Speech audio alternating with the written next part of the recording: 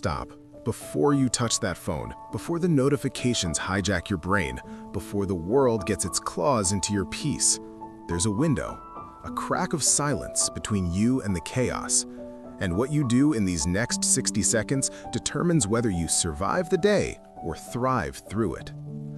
Most people wake up already losing. They check email, instant anxiety. They scroll social media, instant comparison. They hit the ground running toward yesterday's unfinished business.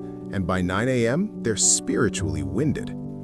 But there's a reason every successful person you admire, whether they're religious or not, has a morning ritual. It's not about religion, it's about reclaiming the throne of your own mind before something else sits on it.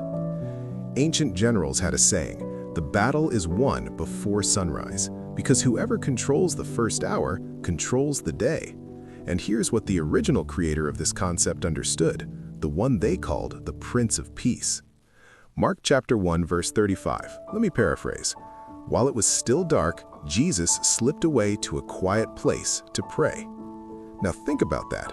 If the person who literally calmed storms with his voice needed solitude before facing people, how arrogant are we to think we can raw dog the day without it? Here's the problem. You know you should pray, but somewhere between your alarm and your feet hitting the floor, 4 spiritual leaks drain your peace. Let me show you what they are, and more importantly, how to seal them before the enemy even knows you're awake. Leak number 1, the worry spiral. You wake up and within seconds, your brain is running a highlight reel of everything that could go wrong today. The meeting, the conversation, the bill, the diagnosis you're dreading. Here's what most people do wrong. They pray about their worry instead of praying into their peace. There's a difference. The seal is called the exchange prayer. You don't ask God to remove the hard thing. You exchange your anxiety for His peace. It's a transaction. You hand Him the fear, He hands you the calm. But you have to make the exchange verbally, out loud, because spoken words have weight that thoughts don't. Try this. Father, I physically hand you the worry about, name it. I receive your peace that doesn't make sense given my circumstances. That's it. That's the seal. Leak number 2. Directional fog. You don't know what to prioritize. Everything feels urgent, so you react instead of respond. You spend the day putting out fires while the real opportunity burns behind you. Most people pray for blessing on their plans. They've already decided what they're doing. They just want a cosmic stamp of approval. But prayer isn't about asking God to endorse your itinerary. It's about asking Him to rewrite it. The seal is the blank slate prayer. Before you look at your calendar, say this. Lord, I don't know what today holds, but you do. If there's something on my schedule that shouldn't be there, show me. If there's someone I need to interrupt my plan for, put them in my path.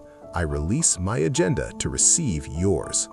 That's not passive. That's strategically giving God permission to reroute you before you're too far down the wrong road.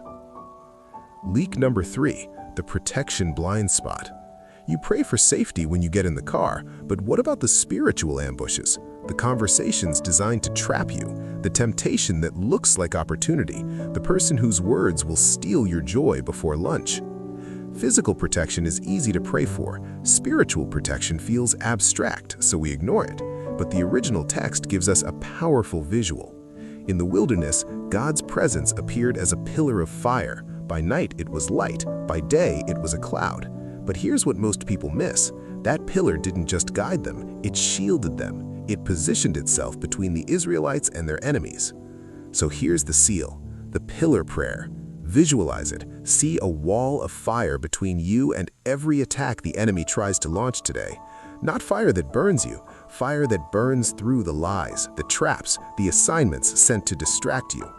Pray it like this. Lord, surround me with your presence like that pillar. Be between me and every ambush I can't see.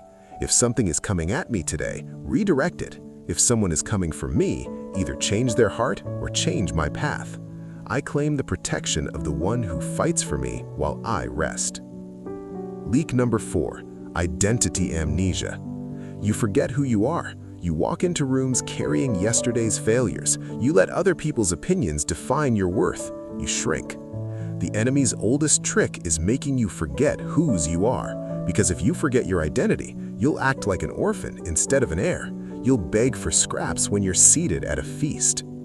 The seal is the throne room prayer. Before you walk into any room today, visualize yourself walking into His room first. Hebrews chapter 4 verse 16 says, "Approach the throne of grace with confidence, not groveling." Confidence, because you're not approaching a distant judge, you're approaching a Father who wants to be found. Pray this: Father, I don't approach you based on my performance today. I approach based on your invitation. Remind me who I am before the world tells me who it thinks I should be. I carry your presence into every room I enter. 4 leaks, 4 seals, and none of them take 30 minutes. The longest prayer I just gave you is 45 seconds. The original creator of this principle, Jesus, didn't pray for hours in the morning because he had time. He prayed because he made time. And if the Son of God needed it, how much more do we?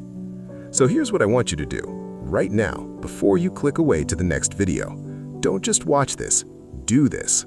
Close your eyes if you can, or just focus. We're going to seal those 4 leaks together in under 2 minutes. Father, I start this day by handing you my worry. I exchange it for your peace.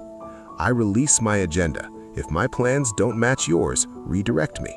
I'd rather be in your detour than on my destination. I ask for your pillar of fire around me today, between me and every attack I can't see, between me and every temptation. Protect what I can't protect myself. And Father, remind me who I am, not what I did yesterday, not what they said about me, who I am, your child, your heir, carrying your presence. In the name of the one who modeled this, who prayed before he preached, who sought solitude before he served. Amen. If you just prayed that with me, and I mean really meant it, comment the word "sealed" below. Not for me, for you, as a digital marker that today you chose to protect your peace before the world could steal it. And here's my promise, I'll be praying that prayer right alongside you, because we're not doing this alone. We never were. The battle was won before sunrise. You just showed up to claim the victory. Now, go win today.